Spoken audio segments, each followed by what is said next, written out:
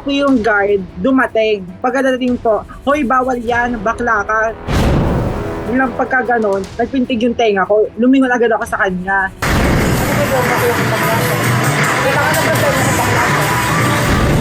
Siya po kasi talaga, ano po talaga siya, parang hindi po talaga siya nalaban, yung parang tahimik lang po siya. So parang as a friend, syempre ako na yung mag-aano sa kanya.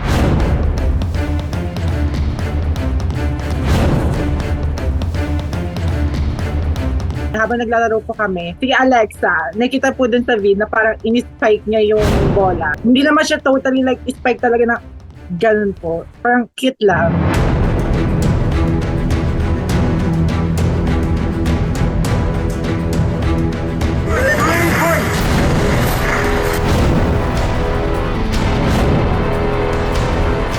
Sabi ko, bakit anong problema? Tinan ko po anong problema sa pagiging gay. Sinabi niya, bakit? Totoo naman ha, bakla naman siya eh. Tapos ayun, dun na po yung parang simula na parang, ay, may problema ka ba? Bakit mo pa kailangan ipag-DNA na ganyan nga, na bakla, ganyan.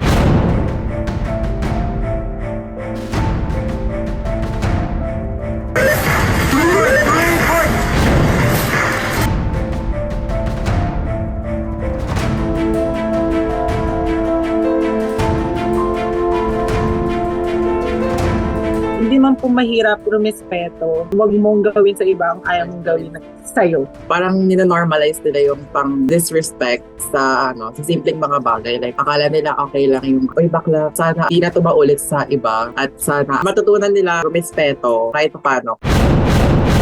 It's all about the intention behind the word. Kasi at the end of the day, di ba, bakla is just a word, but words are really powerful. Ginagamit man ang bakla in a good way, in a bad way. And in this case, no, we can clearly see na yung guard, kahit naman in his defense, he perceived those girls as bakla. He used bakla in a derogatory way. So there's a thin line between discrimination and endearment. It's all about intention.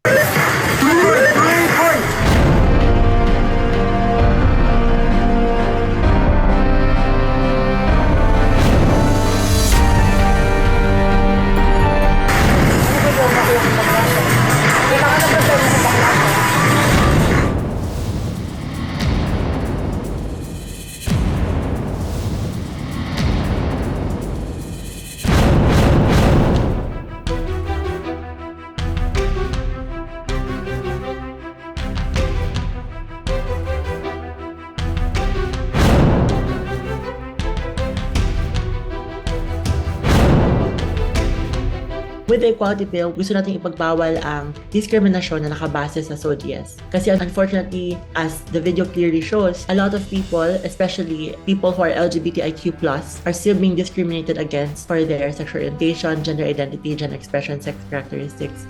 At itong discrimination na to, hindi lang sa LGBTIQ+ people. So with the equality law, we want to protect everyone from harassment and discrimination. Pass the study bill. Pass the sorry bill na ako.